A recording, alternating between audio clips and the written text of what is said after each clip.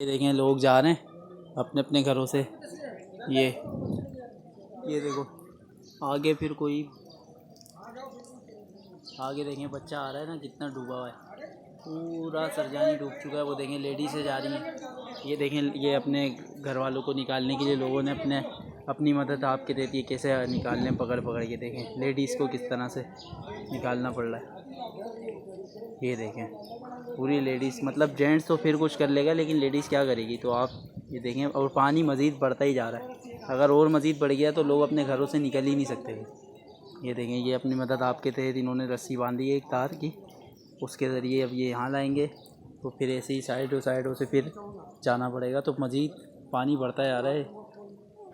اب دیکھتے ہیں اللہ مالک ہے, پانی نکلتا ہے نہیں نکلتا ہے, کیا کرتی ہے ہماری گورنمنٹ یا ادارے جو بھی ہیں.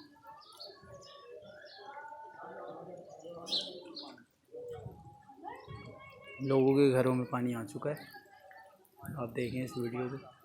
یہ دیکھیں آدھے دروازے ڈوب چکے ہیں, مطلب گھروں کے اندر کیا حال ہوگا. لوگ اپنے گھروں سے جا چکے ہیں ٹائم سے پہلے, اور جو گھروں میں رہ گئے وہ پھنس چکے ہیں بس.